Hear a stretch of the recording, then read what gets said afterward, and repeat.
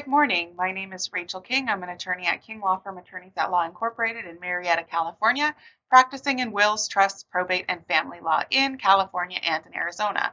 But today I'm actually going to take a step away from that and I'm going to give a little bit of insight into a very recent California case called Dynamex. It's been going through the court system in California for nearly 2 decades. It finally got to the Supreme Court, and on April 30th, the Supreme Court made a decision, and it has to do with employees versus independent contractors in California. So this is a huge case for all small businesses, or actually all businesses in California that have independent contractors.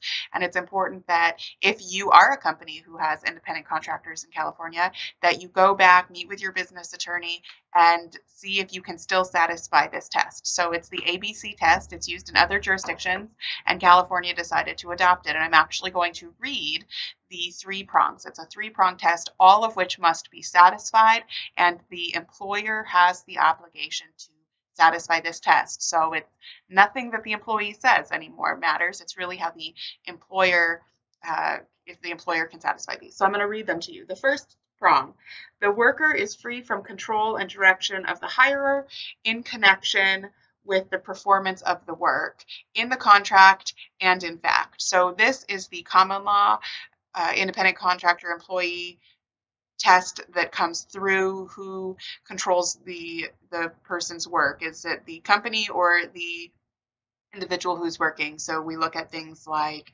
where the work is performed, who performs the tools, that kind of situation. The purpose of that is to make sure that if somebody is classified as an independent contractor, they do have the control over their work performance and their work product. The second control, or the second factor, is the worker performs work that is outside the usual course of the hiring company's business. So this is where if you have, for example, a retailer, the retailer can hire an independent contractor plumber or an electrician because they're totally different, right?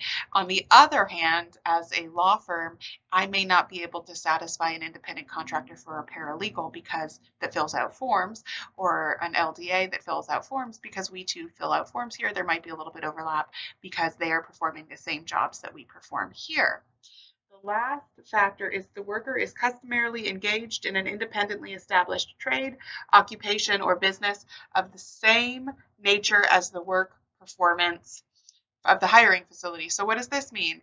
This means that the independent contractor, the individual, has made a point of saying or offering, of forming a business that actually creates this. So it doesn't necessarily mean they have to have incorporated or they have to have a license or anything like that, but it really is, did the individual make a point of going out and offering their services to other people? Do they have their own entity? Are they their own company? Are they willing to offer the services that they're providing to the company on an independent contractor basis to other people or for a business? So again, these are not, you only have to meet one. This is all of them. You have to be able to check the A box, the B box, and the C box. You have to be able to establish all 3 of these factors. So if you have a independent contractor working for you in California, I highly, highly suggest that after the coming of this case, you meet with your business attorney, review the new test, compare it to all of your independent contractors,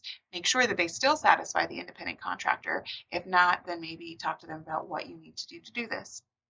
As always, nothing I'm saying should be established as legal advice, and this does not establish an attorney-client relationship. However, if you would like more information, you may reach us on our website at www.thelawyerking.com. Until next time.